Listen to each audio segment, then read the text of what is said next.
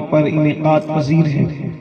میں ادارے کے جملہ اساتذہ کو، صدر المدرسین کو اور جملہ کمیٹی کے ممبران کو اور ان کی جو بھی مدد کرتے ہیں ان سب کو ہدیہ تبریک پیش کرتا ہوں۔ شکریہ۔ اللہ تبارک و تعالی ہر ایک کو اس کی خدمت کا بہتر صلہ اپنی شان کے مطابق عطا فرمائے، آمین۔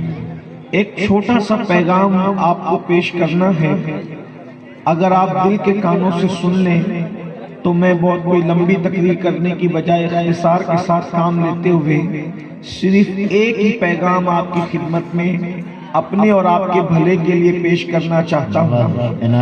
دنیا کے اندر جتنا مضبوط ہتھیار قوم مسلم کے پاس ہے، اتنا مضبوط ہتھیار دنیا میں کسی قوم کے پاس نہیں۔ کسی کے پاس لوہے کا ہتھیار ہو سکتا ہے، کسی کے پاس بارود کا ہتھیار ہو سکتا ہے، لیکن امت مسلمہ کے پاس اتنا طاقتور ہتھیار ہے، وہ لوہے کا اور بارود کا نہیں، بلکہ اس ہتھیار کو قرآن مقدس کہتے ہیں، سبحان اللہ، اللہ کی کتاب کہتے ہیں۔ اور قرآن اتنا طاقتور ہے، اتنا طاقتور ہے کہ اللہ نے قرآن کی عظمت بیان کرتے ہوئے ارشاد فرمایا، لو انزلنا هذا القرآن على جبل لرأيته خاشعا متصدعا من خشية الله۔ اگر اس قرآن کو ہم کسی پہاڑ پر نازل کرتے تو پہاڑ اللہ کی خشیت کی وجہ سے ریزہ ریزہ ہو جاتا۔ اس سے قرآن کی طاقت کا اندازہ پتا چلتا ہے، اندازہ لگتا ہے قرآن کی طاقت کا، اس سے قرآن کی قوت کا پتا چلتا ہے کہ قرآن کتنی پاورفل کتاب ہے۔ یاد رکھنا، دنیا کے اندر کتابیں ہزاروں کروڑوں لاکھوں کی تعداد میں ہو سکتی ہے، لیکن زندہ کتاب اس وقت اگر دنیا کے اندر موجود ہے تو وہ صرف ایک کتاب ہے جسے قرآن مقدس کہتے ہیں۔ حالانکہ مسلمانوں کو اس کی اہمیت کا اندازہ نہیں ہے۔ آج مسلمان مالدار بننا چاہتا ہے، آج مسلمان طاقتور بننا چاہتا ہے، آج مسلمان دشمن کو زیر کرنا چاہتا ہے، آج مسلمان زمین کو پیروں تلے کچلنا چاہتا ہے، آج مسلمان قوت چاہتا ہے، عزت چاہتا ہے، شہرت چاہتا ہے، بلندی چاہتا ہے، عظمت چاہتا ہے، وقار چاہتا ہے، علم چاہتا ہے، حکمت چاہتا ہے۔ ایک ہی بات عرض کرتا ہوں، یقینی طور پر تاریخ اٹھا کر کے دیکھ لو، اگر تمہیں کچھ ملے گا قرآن کو تھام کر دیکھو، قرآن کو اٹھا کر دیکھو، قرآن کو زندگی میں شامل کر کے دیکھو۔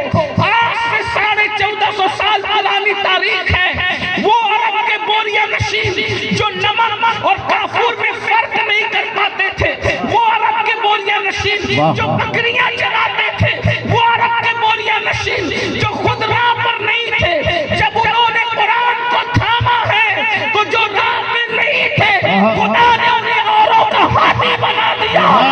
جو بکریاں چراتے تھے اللہ نے قرآن کی برکت سے انہیں کیسر و کسرت کا تاجدار بنا دیا۔ یہ قرآن کی طاقت ہے، یہ قرآن کی قوت ہے۔ مگر یہ بات کس سے کہیں، کس کے پاس جا کر کے دکھڑا روئے؟ آج مسلمان سب کی کتاب پڑھنا چاہتا ہے، رب کی کتاب پڑھنا نہیں چاہتا، سب کے قریب آنا چاہتا ہے، رب کی کتاب کے قریب نہیں آنا چاہتا۔ مجھے بتاؤ تو صحیح، ہزاروں کا یہ مجمع ہے، اپنے آپ میں ڈوب کر ہاتھ مت اٹھانا، صرف اپنے آپ میں ڈوب کر سوچنا۔ بتاؤ مسلمانوں، آج سے پہلے تم نے قرآن تلاوت کے لیے کب اٹھایا تھا؟ آج سے پہلے تم نے قرآن کب اٹھایا تھا پڑھنے کے لیے؟ کب اٹھایا تھا تلاوت کرنے کے لیے؟ بڑی معذرت کے ساتھ نیند سے اٹھنے کے بعد موبائل کو اٹھاتے ہو کیا؟ نیند سے اٹھنے کے بعد تلاوت کے لیے قرآن بھی اٹھاتے ہو؟ کتنا نادان ہے مسلمان، کتنا نادان ہے مسلمان۔ نیند سے اٹھ کے موبائل کیوں دیکھتا ہے؟ میرے دوست کا میسج تو نہیں ہے، میرے پارٹنر کا میسج تو نہیں ہے، میری بیوی کا میسج تو نہیں ہے، میرے بچوں کا میسج تو نہیں ہے۔ نادان بے وفاؤں کے میسجز دیکھنے والے کبھی وفا کو پیدا کرنے والے خدا کا میسج قرآن کی شکل میں دیکھنے کی۔ کیا کہتے ہیں؟ مجھے بتاؤ، ہم سب سے میسجز پڑھ رہے ہیں، اللہ کا میسج کیوں نہیں پڑھتے؟ اور ایک بات آپ کو بتاؤں، پھر کہتا ہوں لمبی نہیں کرنا، صرف آپ کے دل میں اللہ کوئی بات اتار دے۔ دیکھو اس وقت تو ہر انسان پریشان، مسلمان کی بات نہیں کرو، اور پوری دنیا کا مسئلہ ہے، کم زیادہ سب پریشان ہیں۔ کہیں لاشیں اٹھ رہی ہیں، کہیں زخموں کی چیخیں ہیں، کہیں لٹتی ہوئی آبروئیں ہیں، کہیں اٹھتے ہوئے جنازے ہیں، کہیں بے گورو کفن لاشیں ہیں، کہیں بچوں کا یتیم ہونا ہے، کہیں پر روٹی کے ٹکڑے کو ترسنا ہے، کہیں پر بیٹیوں کا رشتہ نہ آنا ہے، کہیں پر دشمنوں کا پیچھے لگ جانا ہے، کہیں پر ذلت ہے، کہیں پہ رسوائی ہے، کہیں پر بے چینی ہے، کہیں پر بے قراری ہے، کہیں پر اضطراب ہے۔ یہ سب مصیبتیں آپ کے ہمارے پیچھے لگی ہوئی ہے، ایک ہی حل ہے، قرآن پڑھو۔ سبحان اللہ، قرآن پڑھو۔ آپ سوچیں گے یہ تو مولویوں کا کام ہی ہے، کہیں گے قرآن پڑھو۔ میں کہتا ہوں یہ دوسرے کسی مذہب کا ماننے والا انسان شک کر سکتا ہے، جو اللہ کے رسول پہ سچے دل سے ایمان لایا اس کو اس میں شک نہیں ہوگا، کیونکہ یہ مولوی کا فرمان نہیں ہے قرآن پڑھو، یہ مولا کا فرمان ہے قرآن پڑھو۔ اور قرآن پڑھنے سے ہوگا کیا؟ اب ذرا توجہ کرنا، بات بہت اچھے سے آپ سن رہے ہیں، اس لیے میں بھی جلدی بات کو نپٹانے کی کوشش کروں گا، لیکن توجہ کریں۔ کیا؟ قرآن پڑھو، ساری مصیبتیں دور ہوگی۔ دلیل کیا؟ دلیل یہ ہے اللہ کے رسول علیہ السلام کی حدیث۔ اللہ کے رسول صلی اللہ علیہ وآلہ وسلم فرماتے ہیں جب کسی کی روح نکلنے والی ہو، جب کسی کو موت آنے والی ہو، تو اس کے سرہانے بیٹھ کر کے کوئی دوسرا بندہ قرآن پڑھے۔ بہت نازک سی بات ہے اور بہت سادہ سی بات ہے۔ روح کسی کی نکل رہی ہو، وہ تو قرآن پڑھنے سے رہا نہیں پڑھ سکتا، اس لیے کہ روح کا نکلنے کا جو اضطراب ہے اس میں انسان اپنے آپ کو بھول جاتا ہے، اپنے آپ کو فراموش کر جاتا ہے، لیکن اس کے پاس بیٹھ کر کوئی دوسرا بندہ تلاوت کرے۔ کتنی زندہ کتاب ہے، کتنی تابندہ کتاب ہے، کتنی پراثر کتاب ہے، کتنی بلند رتبہ کتاب ہے کہ اس مرنے والے کے سرہانے بیٹھ کر کوئی میرے اور آپ جیسا انسان تلاوت کرے۔ وہ روح کا اضطراب جس کو کوئی دوا دور نہیں کر سکتی، وہ روح کے نکلنے کی تکلیف جس کا علاج کسی حکیم کے پاس نہیں، کسی طبیب کے پاس نہیں، کسی ڈاکٹر کے پاس نہیں، لیکن تمہارے اور میرے سچے نبی کا فرمان ہے اس کے پاس بیٹھ کر قرآن کرو تو اللہ اس کی موت کی تکلیف کو آسان کر دیتا ہے۔ اس جملے پہ غور کرنا، موت کی تکلیف کو اللہ آسان کر دیتا ہے، اور موت کی تکلیف کیا ہے؟ صرف اشارہ، غور کریں موت کی تکلیف کیا ہے۔ اللہ اکبر۔ فقی ابو اللیث سمرقندی اپنی کتاب میں لکھتے ہیں کہ ایک مرتبہ حضرت عبداللہ ابن عمرو ابن عاص نے اللہ اکبر اپنے بابا سے پوچھا، اور کب پوچھا؟ اللہ اکبر جس وقت وہ دنیا سے تشریف لے جا رہے تھے۔ اندازہ کریں، یعنی موت کی جو تکلیف ہے وہ نیکوں پر بھی ڈالی جاتی ہے، وہ بدوں پہ بھی ڈالی جاتی ہے۔ اگر کسی کے دل و دماغ کے اندر یہ خبر ہے کہ میں تو موت کی تکلیف کا مقابلہ کر لوں گا، تو آئیے عبداللہ ابن عمرو ابن عاص فرماتے ہیں، جس کو فقی ابو اللیث سمرقندی لکھتے ہیں، کیا لکھتے ہیں؟ توجہ کریں۔ جب حضرت سیدنا عمرو ابن عاص دنیا سے جانے لگے، اللہ اکبر، آپ کا وصال ہونے لگا، تو عبداللہ جو آپ کے صاحبزادے تھے، صحابی ابن صحابی، اللہ اکبر، تو انہوں نے اپنے بابا سے کہا، بابا اکثر آپ فرمایا کرتے تھے، اکثر آپ کہا کرتے تھے کہ اگر کوئی عقل مند بندہ، اگر کوئی دانشور دنیا میں مرنے لگے گا اور مرتے وقت اس کی عقل سلامت رہے گی، تو میں اس سے پوچھوں گا کہ بتاؤ موت کیسے آتی ہے، موت کی تکلیف کیا ہوتی ہے؟ مگر بابا آپ کو کوئی نہ ملا ایسا کہ وہ دانشور بھی ہو، وہ دانا بھی ہو، وہ ہوشیار بھی ہو، اور جاتے وقت اس کی عقل سلامت بھی ہو۔ آپ کو تو کوئی نہ ملا بابا، لیکن بابا آپ مجھے مل گئے۔ اب میں آپ سے پوچھتا ہوں، بابا آپ دنیا سے جا رہے ہیں تو جاتے وقت کا حال کیا ہے؟ اب ذرا غور سے سننا، یہ کسی ولی کی موت نہیں ہے، یہ کسی عالم اور محدث اور مفتی کی موت نہیں ہے، اللہ اکبر، یہ علم کے کسی امام کی موت نہیں ہے۔ آسمان کے نیچے اور زمین کی پشت پر انبیاء کے بعد اگر سب سے اعلیٰ کوئی مخلوق ہے تو اس کو صحابہ کرام کہتے ہیں۔ صحابہ سے بڑھ کر درجہ انبیاء کے بعد انسانوں میں کسی کا ہو ہی نہیں سکتا، اور میرے نبی کے صحابی، ہر صحابی کو جنت کی بشارت قرآن نے عطا کی ہے، وَكُلًّا وَعَدَ اللَّهُ الْحُسْنَىٰ کہہ کر کے ان کو جنت کی بشارت قرآن نے دی ہے۔ ایک جنتی دنیا سے جا رہا ہے، جامع مسجد کے پیچھے، جامع مسجد کے امام کے پیچھے نماز پڑھنے والا نہیں، سید الانبیاء کے پیچھے نماز پڑھنے والا، امام الانبیاء کے پیچھے نماز پڑھنے والا، اور نیک کتنا، میری قوم کے جوانوں نیک کتنا۔ حضرت عمرو بن عاص کے بارے میں ایک روایت پڑھ دوں، کتنی نیک ہستی، کتنی نیک ہستی۔ توجہ کرنا، یہ جو بہنوں کا حق مار کر کے نیک بنے ہیں، ہر سال حج عمرہ کو جاتے ہیں اور سود کے دھندے کرتے ہیں، یہ ان خود ساختہ سو کارڈ نیکوں کی بات نہیں کر رہا، اس نیک کی بات کر رہا ہوں جس کی نیکی کا اعلان سید الابرار نے فرمایا۔ عمرو بن عاص فاتح مصر ہے، عمرو بن عاص فاتح مصر ہے، اور جب آپ مصر کو فتح کرنے کے لیے گئے، دیکھو توجہ کرو، حضور کے تربیت یافتہ لوگوں کی شان کیا ہے۔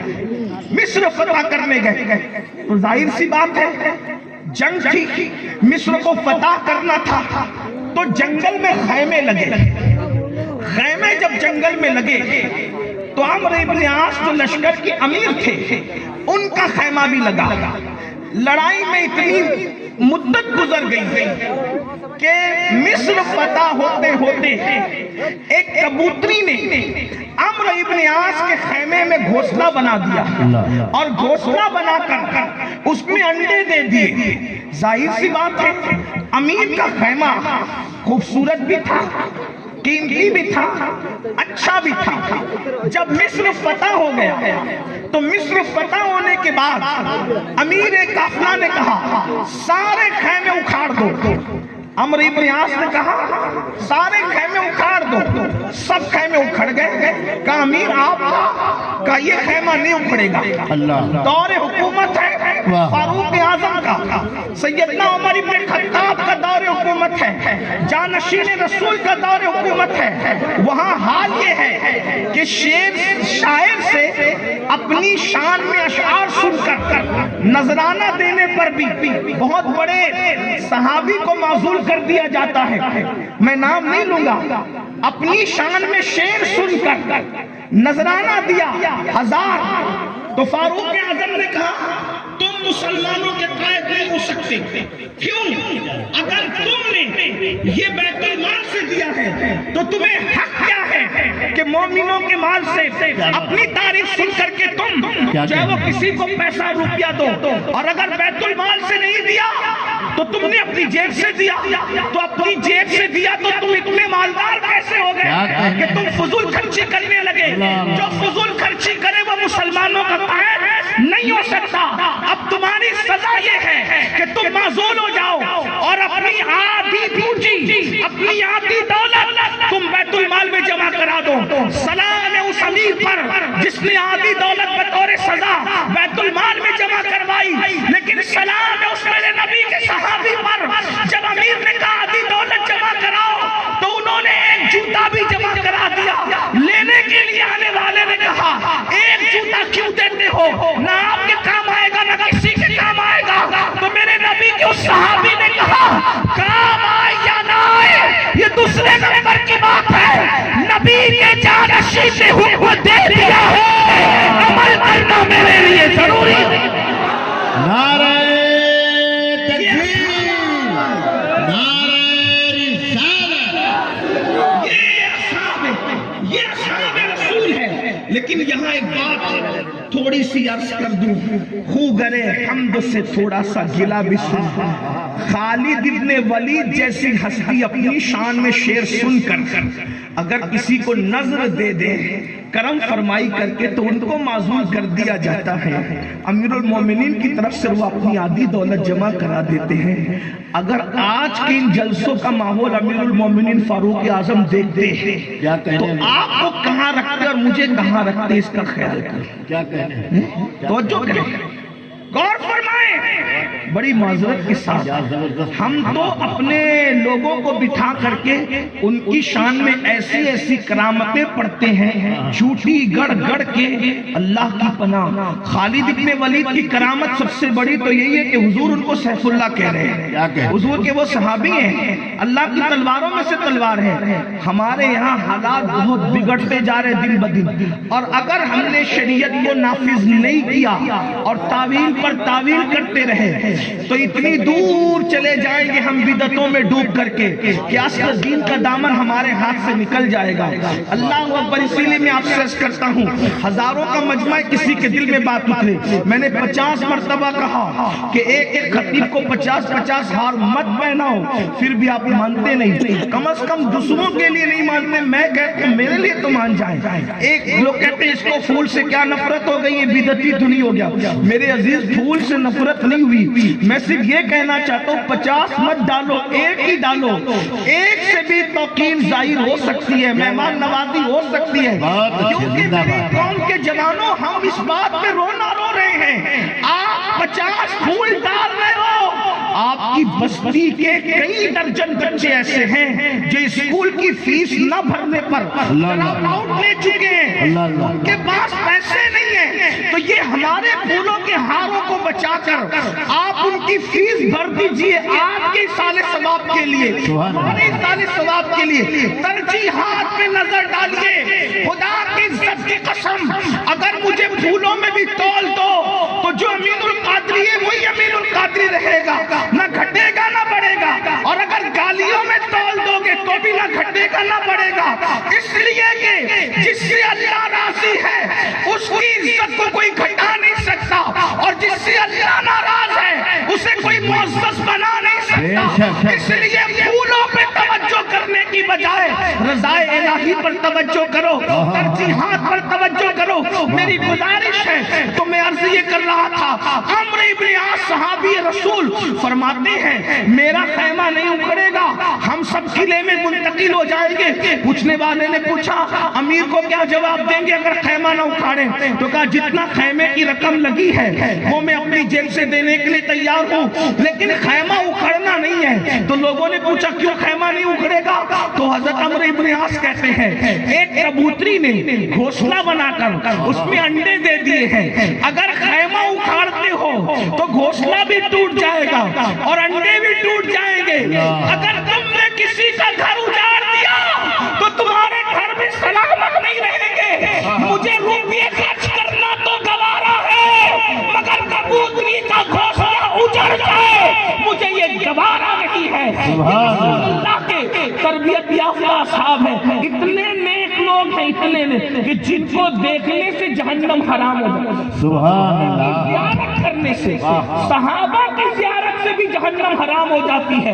مگر اب سنو, فقیہ لکھ رہے ہیں, اس کے ذمہ دار فقیہ میں صرف نقل کر رہا ہوں عبرت کی خاطر, ورنہ ہمارا عقیدہ یہی ہے ہر صحابی نبی جنتی, حضور کا ہر صحابی جنتی ہے. مگر اللہ اکبر, میری قوم کے جوانوں توجہ سے سننا. عبداللہ ابن عمرو ابن عاص کہتے بابا آپ نے کہا تھا کہ میں پوچھوں گا موت کیسے آتی ہے, تو بابا آپ مجھے بتائیں نا کہ موت کے وقت کیسا لگتا ہے. تو اب عمرو ابن عاص فرماتے ہیں میرے بیٹے, موت کے وقت سینے پر اتنا بوجھ محسوس کرتا ہے انسان, آسمان اور زمین سمیٹ کے اگر کسی کے سینے پہ رکھ دیے جائیں تو اتنا بوجھ محسوس نہیں ہوتا جتنا بوجھ موت کے وقت انسان کو محسوس ہوتا ہے. اللہ, یہ کون کہہ رہا ہے؟ صحابی رسول.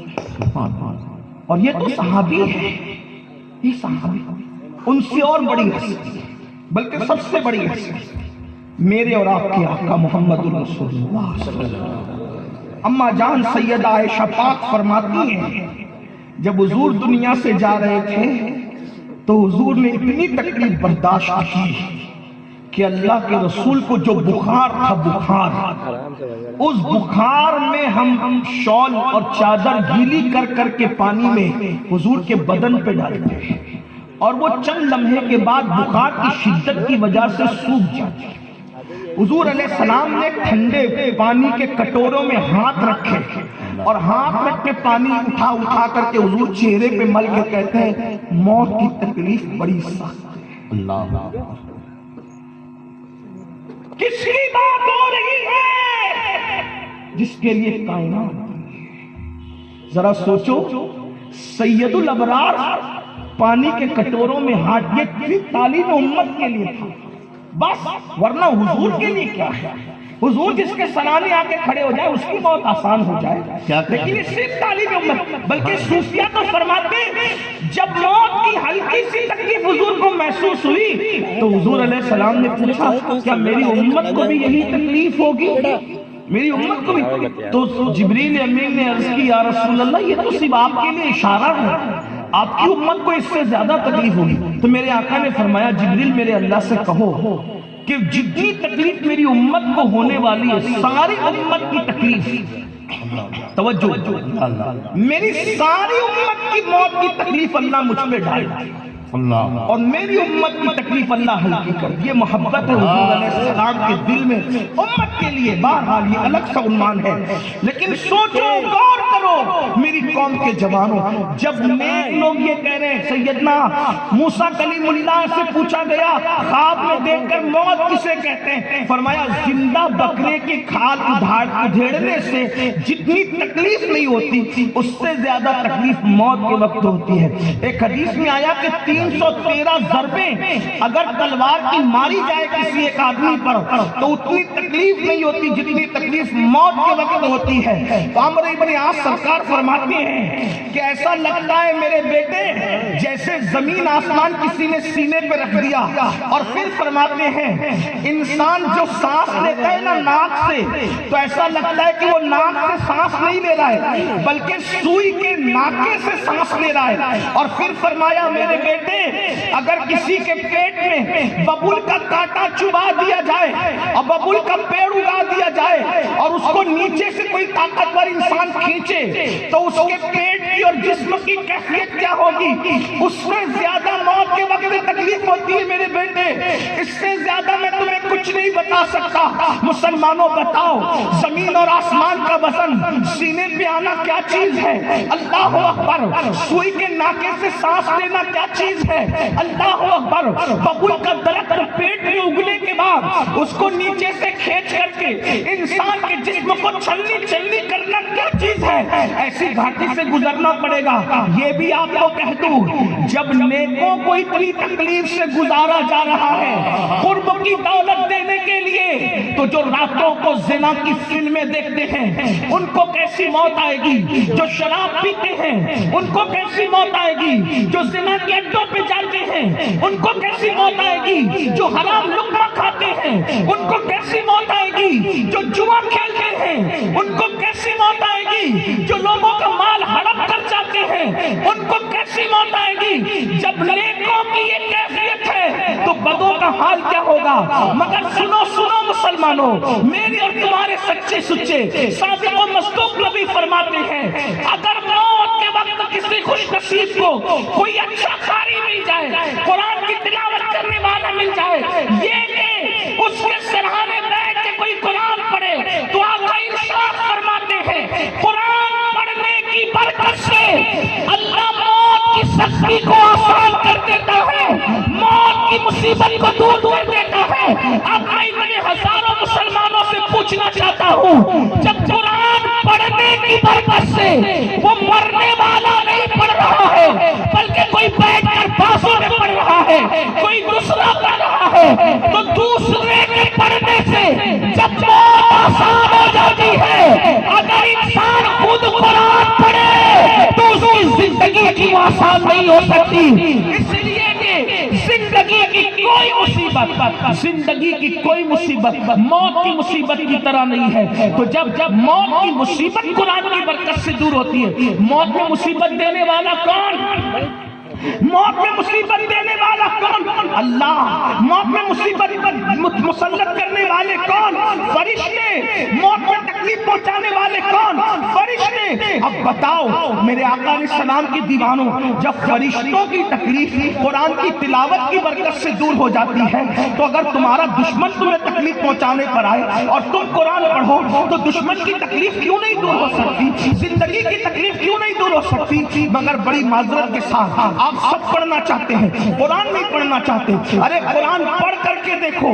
یہاں تو حال یہ ہے میرے بھائی، ہمیں قرآن پڑھنا آتا ہی نہیں. صوفیہ فرماتے ہیں جس نے تلاوت قرآن نہیں سیکھا وہ قیامت کے دن اندھا اٹھے گا اندھا. اس لیے قرآن پڑھنا سیکھ لو، قرآن کی تلاوت کرنا سیکھ لو. 3 مہینے کسی اچھے حافظ قرآن کو دو گے تو انشاءاللہ وہ کم سے کم 5 پارے آپ کو پڑھا دیں گے. 5 پارے استاد پڑھا دیں، 25 پارے آپ خود ہی پڑھنے کے قابل ہو جائیں گے. لیکن قرآن پڑھنا سیکھ لو. کمپیوٹر سیکھا ہے، موبائل سیکھا ہے، گاڑیاں سیکھی ہے، سب کچھ سیکھا ہے. 25 سال دنیا کی ڈگریاں حاصل کرنے میں لگایا ہے.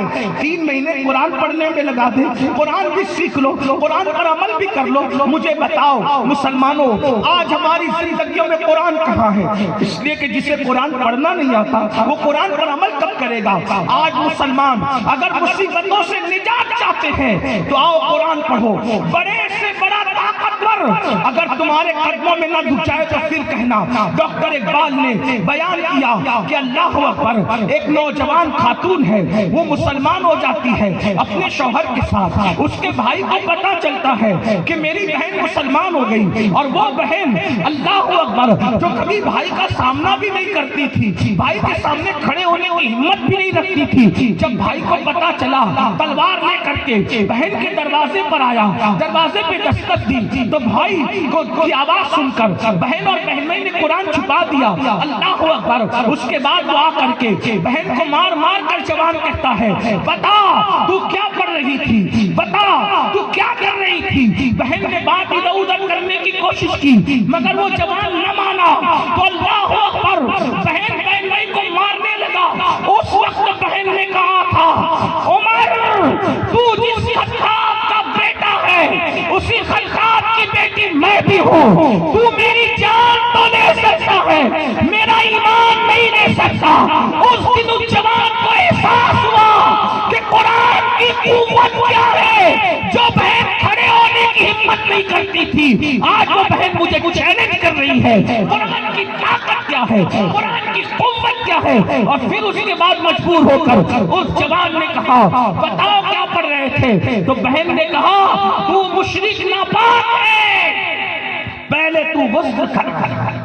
یہ پاک اللہ کا کلام ہے، میں نہیں کہہ رہا ہوں، میں صرف بہن کے اس وقت کے کہے ہوئے جملے نقل کر رہا ہوں. نقل کفر نباشت. اللہ اکبر. تو غسل کر. غسل کیا. بہن نے قرآن کی تلاوت شروع کی. طٰہٰ ما انزلنا علیک القرآن لتشقیٰ. جب یہ سورہ مبارکہ پڑھی گئی اسی جوان کی آنکھوں میں آنسو آ گئے، اور اس کے بعد پھر کہا کہاں ہے تمہارے رسول. اور اس کے بعد وہ جوان جا کر کے اسلام قبول کرتے ہیں. اسی جوان کو دنیا سیدنا فاروق اعظم کے نام سے جانتی ہے.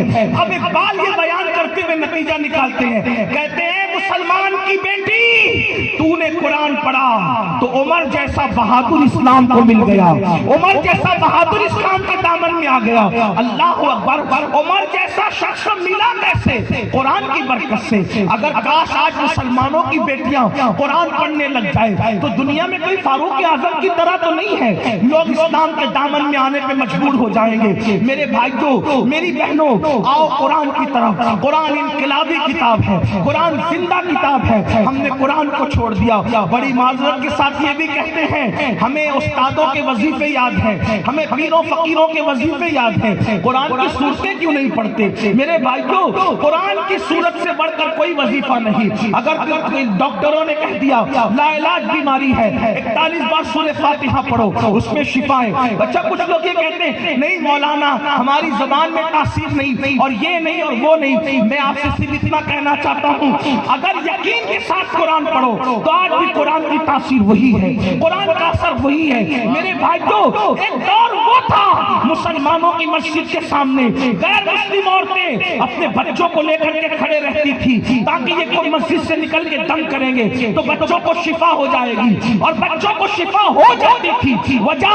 یہ ان کا یقین تھا. اندازہ تو کریں اگر کوئی منکر اسلام بھی قرآن پر اس اعتبار سے یقین کر لے تو اس اعتبار سے اس کو برکت نصیب ہو جاتی ہے. مسلمانوں ہم کہاں ہیں؟ آؤ قرآن کی طرف آؤ, کتاب اللہ کی طرف آؤ. بڑے سے بڑا سرکش تمہاری قدموں میں زیر ہوگا. قرآن کی طرف آ کر تو دیکھو اللہ کے رسول علیہ السلام نے 23 سال کی قلیل مدت میں جو انقلاب برپا کیا تھا وہ انقلاب علمی انقلاب تھا, قرآن کا انقلاب تھا. آئیے مجھے ایک روایت یاد آ رہی ہے اس کو سن لے پھر اینڈ کی طرف چلتے ہیں. ایک مرتبہ کا واقعہ ہے. اللہ اکبر اللہ اکبر. ایک شخص جن کو دنیا طفیل ابن عمرو کے نام سے جانتی ہے وہ مکہ آئے ہوئے تھے اور مکہ آنے کے بعد پہلی ملاقات ابو جہل سے ہو گئی. وہ بہت بڑے تاجر تھے. ابو جہل سے ملاقات ہوئی. ابو جہل نے کہا سن محمد نام کا ایک شخص ہے وہ لوگوں کو معاذ اللہ گمراہ کر رہا ہے, وہ لوگوں کو بددین کر رہا ہے,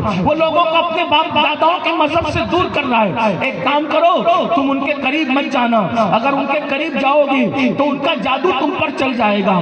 تو فیل نے سوچا میں اپنے مذہب کو چھوڑنا نہیں چاہتا, باپ داداؤں کے مذہب کو چھوڑنا نہیں چاہتا. انہوں نے کان میں کاٹن ڈال لیا اور چھپ چھپ کر دبے پاؤں رہتے تھے تاکہ کسی طرح محمد عربی کا سامنا نہ ہو جائے, ان کے قریب نہ چلا جاؤں, ان کا جادو معاذ اللہ مجھ پہ چل نہ جائے. اس طرح کی باتیں پروپیگنڈے کی تھی, وہ پروپیگنڈے کا شکار ہو گئے. ایک دن طفیل صبح کو اپنے وطن جانے والے تھے تو سوچا کہ محمد عربی تو سو رہے ہوں گے, چلو چل کر کے کعبے کا طواف رات کو کر لیں تاکہ ان سے ملاقات نہ ہو, ان سے گفتگو نہ ہو, ان کا قرب نہ ہو, تاکہ باپ داداؤں کا مذہب چھوڑنا نہ پڑے.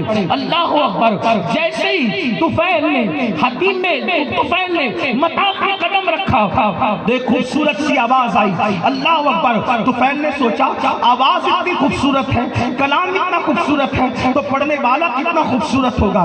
طفیل اس آواز پر چلتے ہوئے گئے تو کیا دیکھا, روئے زمین گئی نہیں بلکہ خدا کی مخلوق میں سب سے خوبصورت انسان سو خدا کا سب سے خوبصورت کلام پڑھ رہا تھا. اللہ اکبر. اندازہ کریں ایک قاری قرآن اگر تلاوت صحیح طور پہ اچھے میں کرے تو ہماری آنکھوں سے آنسو جاری ہو جاتے ہیں. صاحب قرآن جب خود قرآن پڑھتے ہوں گے تو اس وقت ماحول کیا ہوگا, اس وقت ماحول کی کیفیت کیا ہوگی. میرے امام تو حضور کے خود کے کلام کی بات کرتے ہیں, کہتے فصاحت عرب کے بڑے بڑے تیرے آگے یوں ہے دبے بچے, کوئی جانے منہ میں زبان نہیں بلکہ جسم میں جان نہیں. میں نثار تیرے کلام پر ملی یوں تو کس کو زبان نہیں. وہ سخن ہے جس میں سخن نہ ہو, وہ بیان ہے جس کا بیان نہیں. جب ان کے اپنے خود کے کلام کی یہ شان ہے تو جب وہ خدا کا کلام پڑھتے ہوں گے تو شان کا حالت کیا ہوتا ہوگا. حضور تلاوت کر رہے ہیں تو فیل قریب آتے ہیں,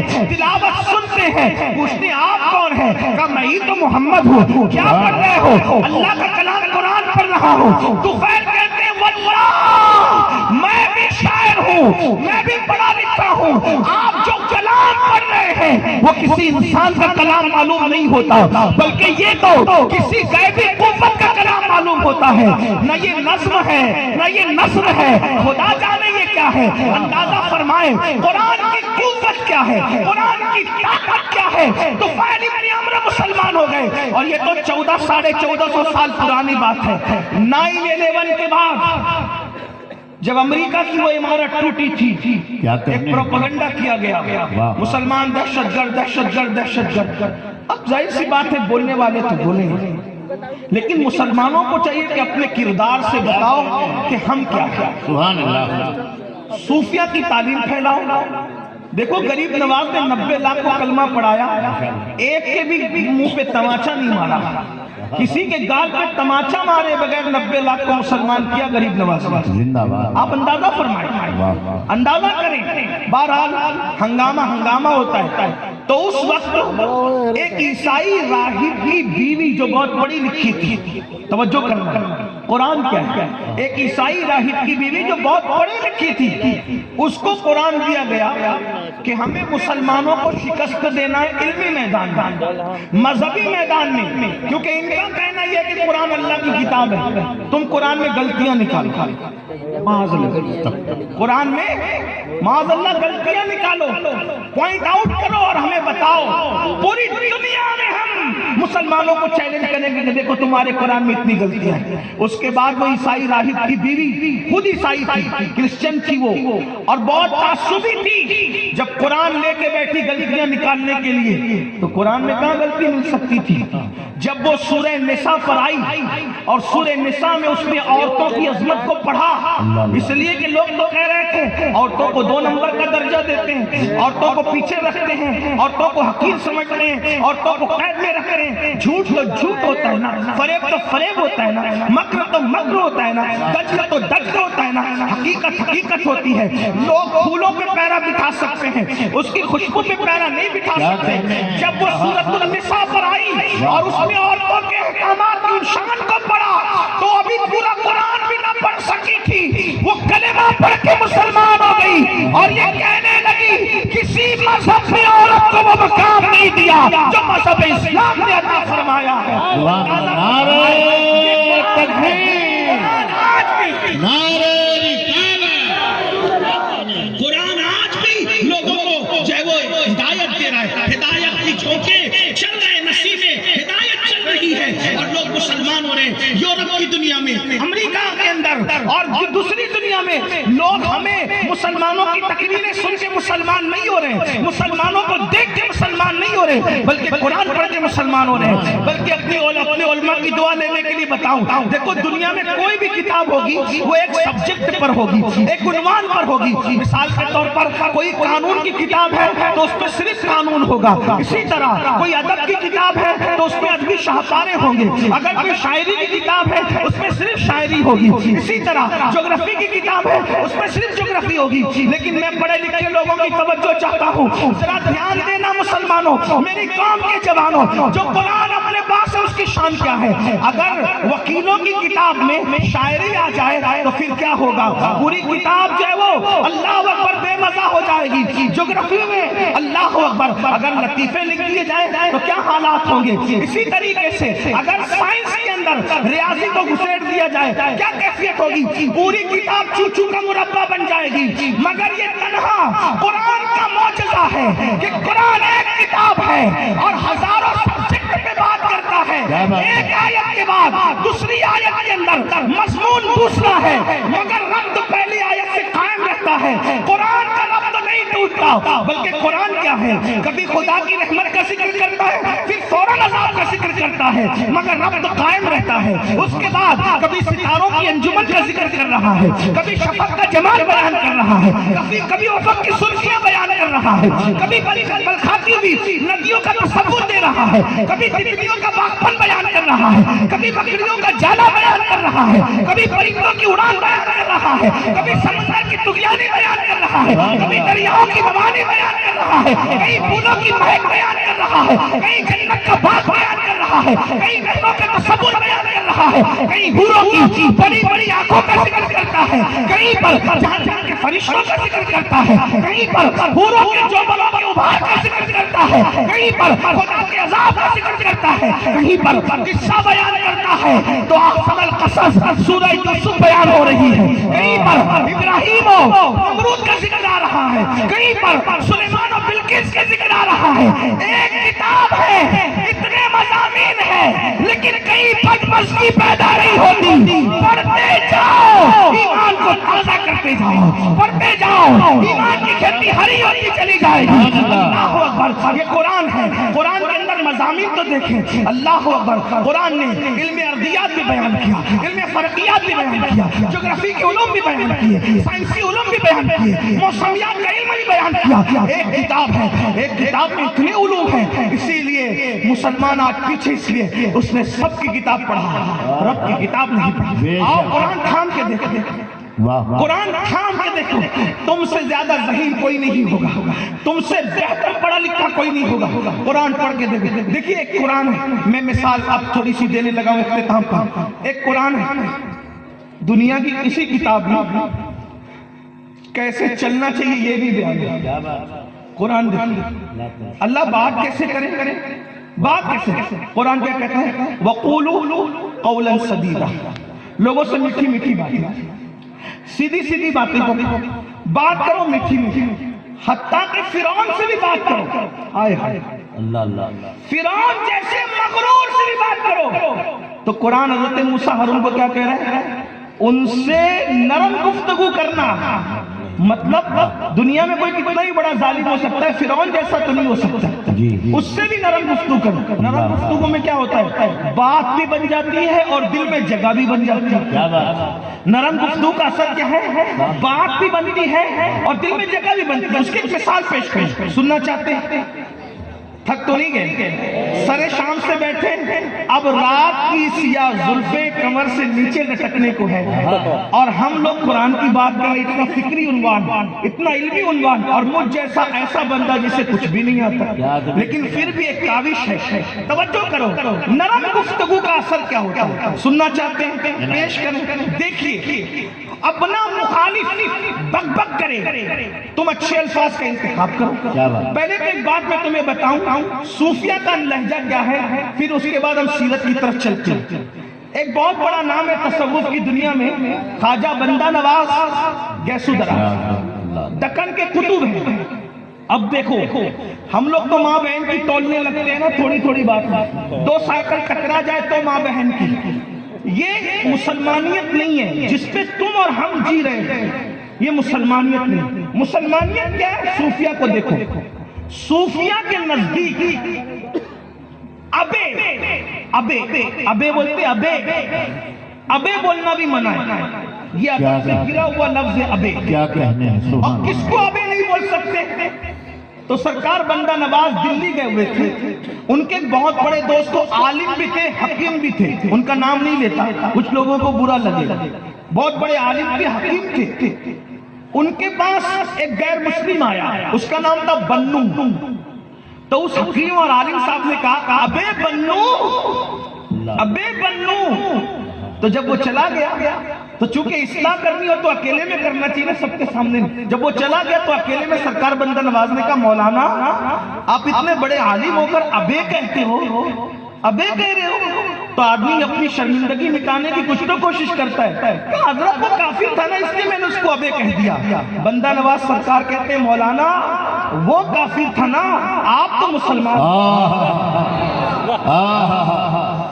آپ ایک کافر کو ابے کہہ رہے ہو، آپ کے شایان شان نہیں ہے۔ اب بتاؤ جب کافر کو ابے کہنے کی اجازت نہیں دیتے صوفیہ، تو جو بیوی کو ماں بہن کی گالیاں دیتے وہ کس اسلام پہ عمل کریں؟ کیا کہنے ہیں، جو اپنی بیٹی کو ماں بہن کی گالی دیتے وہ کس اسلام پہ عمل کر رہے ہیں؟ قرآن کہتا ہے وَقُولُوا قَوْلًا سَدِيدًا، اچھی گفتگو کرنے کا انجام کیا ہے، اس کا صلہ کیا ہے؟ کہتے ہیں، میں اس کو اپنے الفاظ کے جامع میں روایت کو پیش کر رہا ہوں، کہتے ہیں مکے کی سرزمین ہے، مکے کی سرزمین پر گھر گھر میں ہنگامہ ہے، جھگڑا ہے، باپ بیٹے میں، بھائی بہن میں، میاں بیوی میں ایک جھگڑا ہے، کچھ لوگ بتوں کی تائید کر رہے ہیں، کچھ لوگ اللہ کی توحید کے علم بردار ہو کر کے کھڑے ہیں۔ ایسے میں مکے کا ایک بازار سجا ہے، شام ہوتی ہے، سورج مکۃ المکرمہ کے افق پر اپنے چہرے پہ گھونگھٹ ڈالنے کے قریب ہوتا ہے۔ ایسے میں سب لوگ اپنے گھروں کی طرف اس طرح روانہ ہوتے ہیں جیسے شام کو پرندے اپنے گھونسلوں کی طرف لوٹ جانا چاہتے ہیں، سب کو جلدی تھی اپنے گھروں کی طرف لوٹنے کی۔ ایسے میں ایک بیوہ بڑھیا جو مذہب میں یہودی تھی اور بہت کٹر تھی، وہ کھڑے ہو کر دائیں بائیں کسی کو دیکھ رہی تھی، آگے پیچھے تک رہی تھی۔ ایسے میں ایک خوبصورت سا جوان آتا ہے اور آنے کے بعد اس کی پریشان نظری پر اس کے پاس آ کر کے بڑی معصومیت سے کھڑا ہوتا ہے، اور معصومیت سے کھڑے ہو کر معصومیت کے ملے جلے جذبات کے ساتھ کہتا ہے مائی کیا بات ہے، کیوں پریشان ہو، کس کا انتظار کر رہی ہو؟ وہ بڑھیا اس جوان کو پہلی بار دیکھتی ہے اور دیکھنے کے بعد کہتی بیٹا میں بیوہ ہوں، صبح سے اب تک میرا دھندا نہیں ہوا، اب شام ہو گئی ہے، سامان اٹھا کے کون لے جائے گا، میرے پاس کوئی پیسے بھی نہیں ہے کہ میرا کوئی سامان اٹھا کر کے لے کے جائے۔ اس جوان نے کہا مائی کوئی بات نہیں، اگر کوئی تجھے نہیں ملتا تو لا میں تیرا سامان اٹھا کر تیرے گھر تک لے کر کے چلتا ہوں۔ اللہ اکبر۔ اس جوان نے اللہ اللہ اپنے سر پہ سامان اٹھایا۔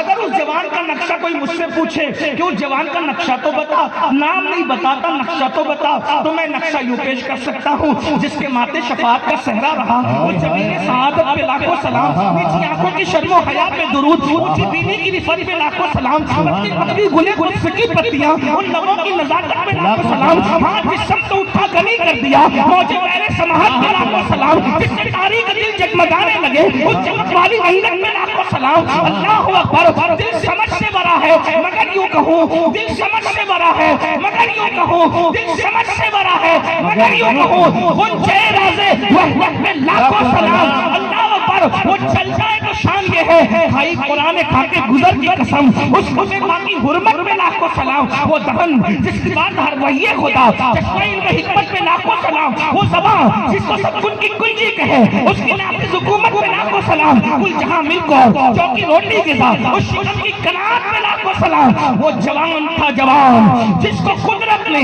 63 سال کی عمر میں بھی بڑھاپے سے محفوظ رکھا تھا، کالیاں زلفوں والا، مستانی آنکھوں والا، اللہ اکبر، نرم لہجے والا، اللہ اللہ، جس کے لبوں کی نزاکت کا حال یہ ہے کہ گلاب کی پنکھڑیاں بھی حیرت سے اسے تکا کرے، لال یمن بھی جس سے لالی کی خیرات مانگے، در عدن جس کے دانتوں کا صدقہ طلب کرے، رخسار کا اتارا اگر چاند کو مل جائے تو قیامت تک چمکنے کا شعور اس کو نصیب ہو جائے۔ اب آپ کو سمجھ میں آ رہا ہوگا میں کس کی بات کر رہا ہوں، اسی کی کر رہا ہوں جو عاجزی کرے تو حلیمہ کی بکریوں کے پیچھے چلے، اور طاقت کا اظہار کرے تو پھر جبریل کو بھی تھکاتے ہوئے نظر آئے، اور میرا امام یوں کہے تھکے تھے روح الامین کے بازو، کہاں وہ دامن کہاں وہ پہلو، ایک آنکھ چھوٹی امید ٹوٹی، نگاہیں حسرت کے بارے والے تھے، لوگ حلیمہ کی بکریوں کے پیچھے دیکھ کر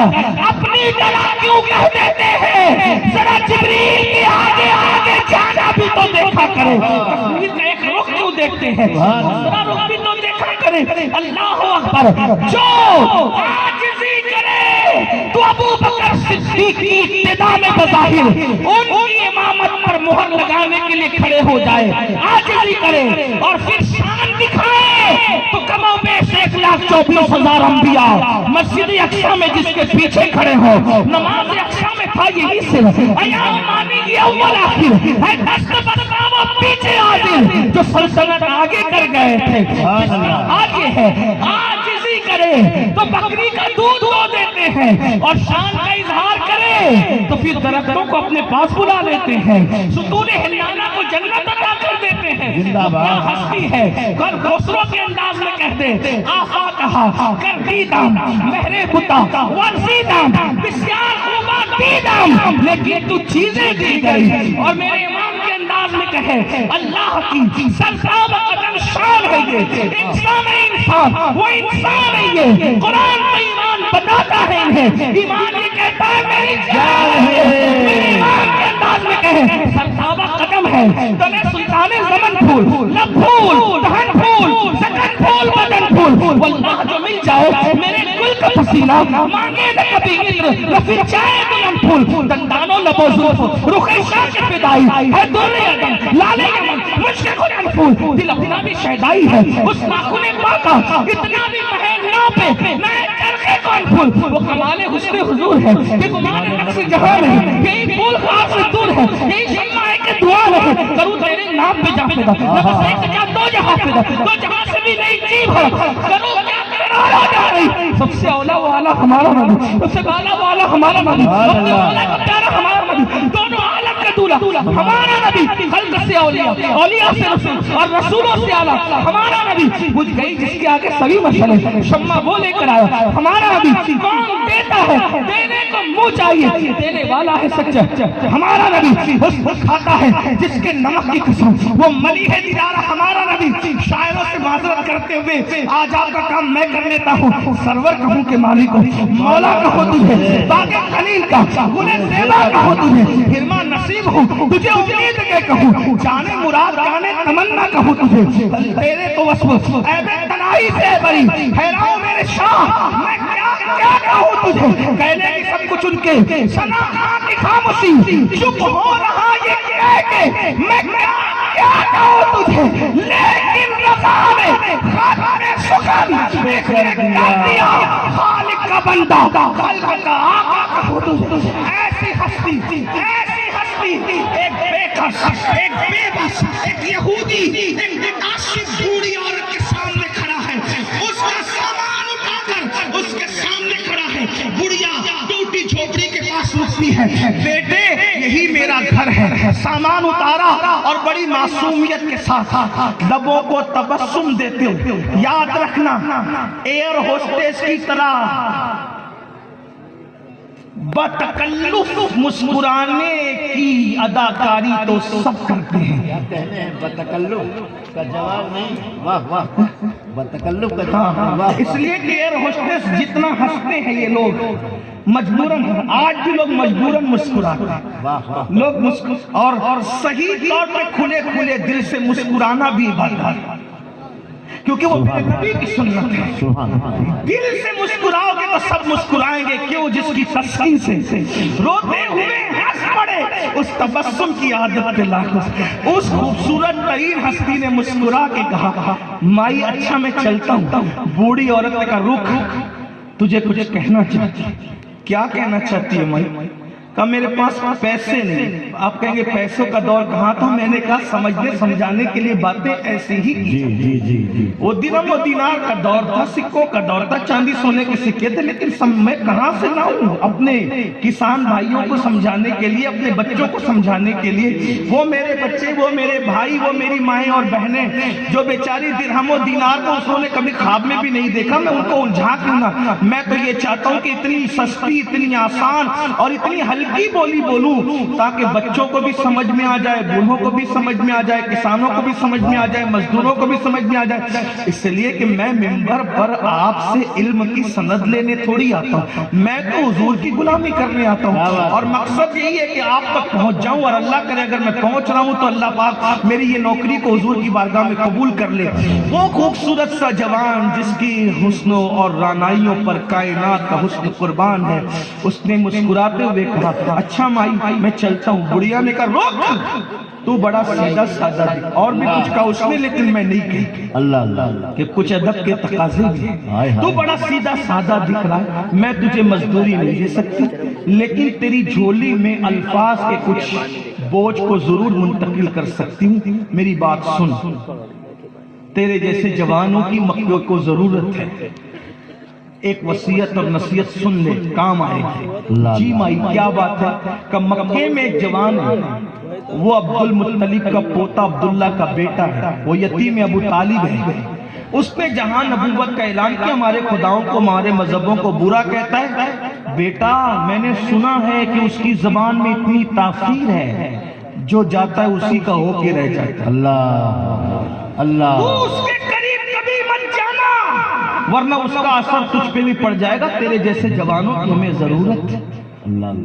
اپنے ہی سامنے اپنی مخالفت سن کے پھر تبسم کیا اپنی مخالفت سن کر غصے میں آنا یہ تو کتوں کا کام ہے اپنی مخالفت سن کے مسکرانا یہ اہل حلم کا جذبہ ہے کیا بات ہے مخالفتیں نہیں جواب نہیں ذات کے لیے صوفیہ فرماتے ہیں کتے لڑتے ہیں لیکن معاف کرنے والے اہل اللہ ہوتے ہیں یاد رکھنا اللہ کے رسول نے فرمایا سب سے بڑا طاقتور تم میں وہ ہے جو غصے کے وقت غصے کو پی جائے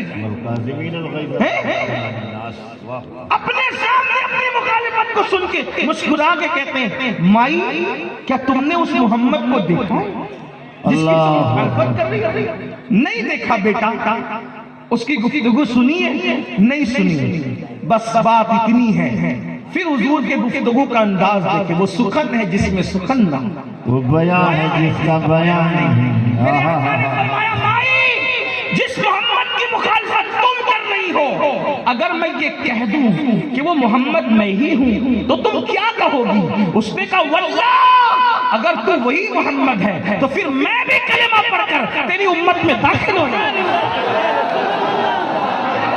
نعرہ تکبیر، نعرہ رسالت، مسلک اعلیٰ حضرت علامہ سید علی القادری۔ اچھی گفتگو کرنے کے نتائج یہ سامنے آتے ہیں۔ آپ اچھی گفتگو کریں، آپ اپنی زبان کو کیوں؟ قرآن کہہ رہے وَقُولُوا قَوْلًا سَدِيدًا۔ اب قرآن کیا کہتا ہے؟ چلے کیسے؟ وَلَا تَمْشِي فِي الْأَرْضِ مَرْحًا، زمین پہ اکڑ کے مت چلو۔ قرآن سے پوچھو آنکھوں کو کیسے استعمال کریں؟ قرآن کہتا ہے قُلْ لِلْمُؤْمِنِينَ يَغُضُّوا مِنْ أَبْصَارِهِمْ، مومنوں کو کہو کہ نظریں نیچی کر کے چل۔ چکر مکر ادھر ادھر تکتے چھاکتے چلنا یہ مسلمانوں کا طریقہ نہیں، بلکہ نگاہیں جھکا کر چلنا یہ مسلمانوں کا طریقہ ہے، باوقار طریقہ۔ بس اب آخری بات تو کہیں تو آخری کرنی پڑے گی نا، کہیں تو اینڈ کرنا پڑے گا نا۔ جلسے والوں نے جو وہ مجھے کہا کہ تو جلدی چلا جائے گا تو جو وہ ٹرین سے چلا جائے گا تو یہ ہوگا وہ ہوگا، ہم نے کہا ہمارے عزیز جناب حبیب الرحمان بھائی، حبیب سب کا حبیب ہے وہ، تو انہوں نے کہا کہ آپ جلدی نہ جائیں گے، ٹھیک ہے کوئی بات نہیں، جب کہیں گے تب جائیں گے، لیکن آخری بات کہیں تو آخری کرنی پڑی۔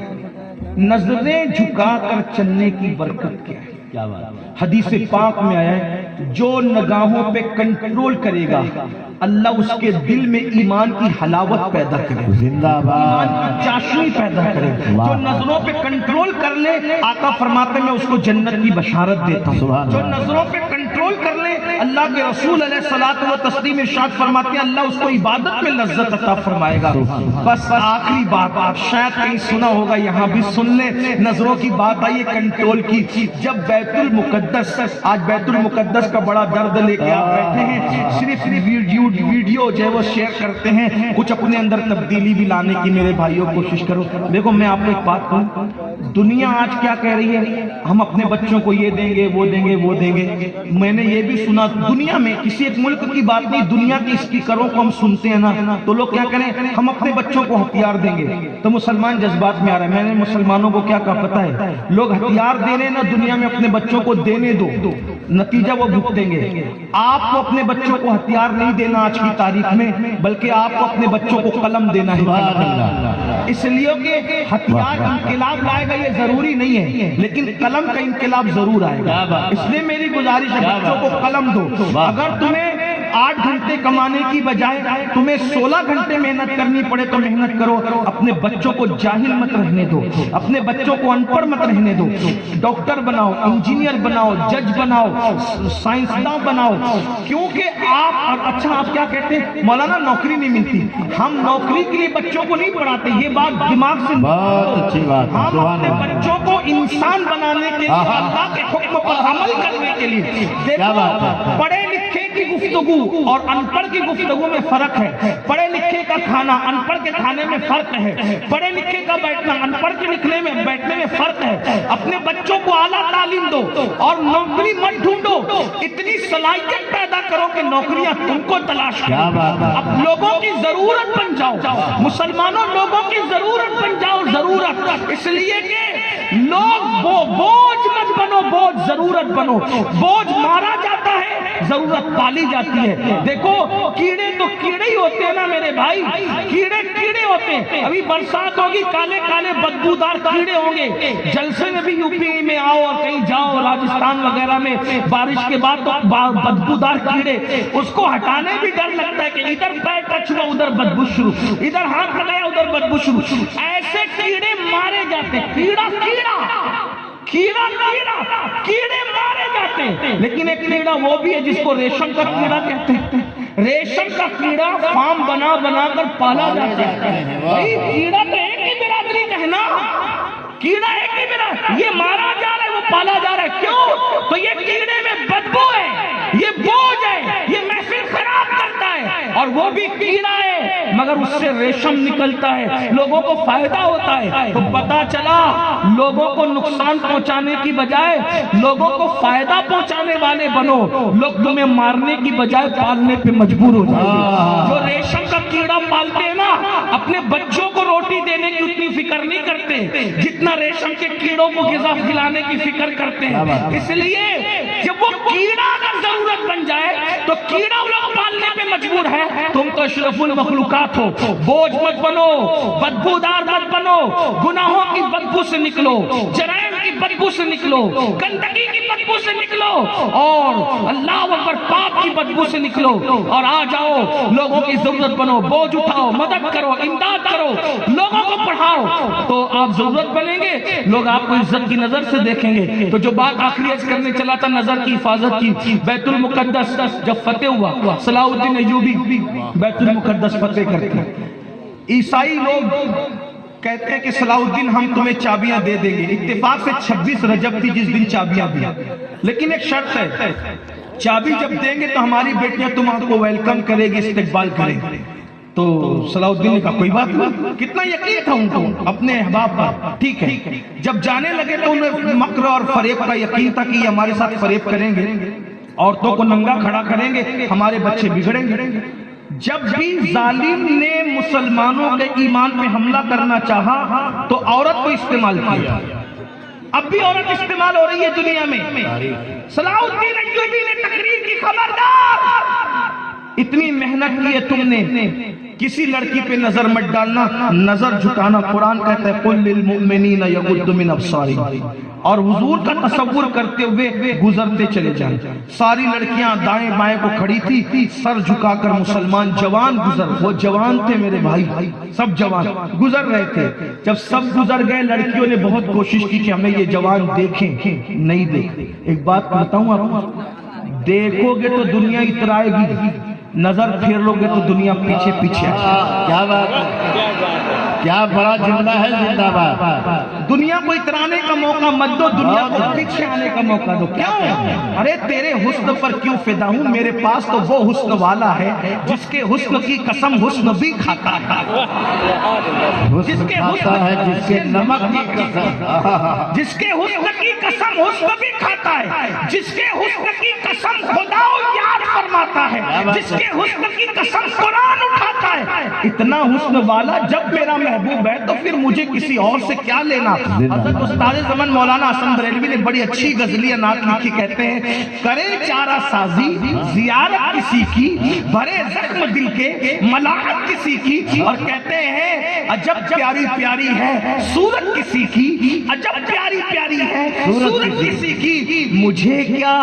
خدا کو پسند ہے صورت کسی کی۔ اللہ اکبر کہتے ہیں سرے حشر آسی مزے لے رہے ہیں، سرے حشر آسی مزے لے رہے ہیں، شفاعت کسی کی ہے جنت کسی کی، شفاعت کسی کی ہے جنت کسی کی۔ اللہ اکبر۔ تو اندازہ، تو حضور سے عشق کرو، حضور سے محبت کرو، حضور سے دل لگا۔ وہ سارے جوان گزر گئے تو لڑکیوں نے پھر کہا دیکھو تکو گے تو دنیا اترائے گی اور نظر پھیر لو گے تو دنیا پیچھے آئے گی۔ وہ نظر پھیر کر کے جب آگے بڑھے تو لڑکیوں نے کہا او جوانوں، تمہارے سینے میں دل ہے یا پتھر، ہمارے حسن کی توہین تو نہ کرو، ایک نظر دیکھ لو آخر کس کا جلوہ آنکھوں میں بسا ہے۔ تو ایک جوان نے نظریں جھکا کے کہا حسن جس کے نمک کی قسم کھاتا ہو، حسن بھی جس پہ ناز کرتا ہو، حسن بھی جس کا مطالبہ کرتا ہو، حسن کو بھی جس کے حسن پر پیار آتا ہو، ہم اس آمنہ کے لال کے حسن کے شیدائی ہے۔ تو ان لڑکیوں نے کہا تھا جس کے حسن کو آنکھوں میں بسا کر جوان اتنا مقدس ہو جاتا ہے، تو انہوں نے کہا تھا رکو ٹھہرو، جس کے تم عاشق ہو اسی کا کلمہ پڑھا کر ہمیں بھی ان کے غلاموں میں شامل کر لو، ان کی کنیزوں میں شامل کر لو۔ ایمان چھیننے والے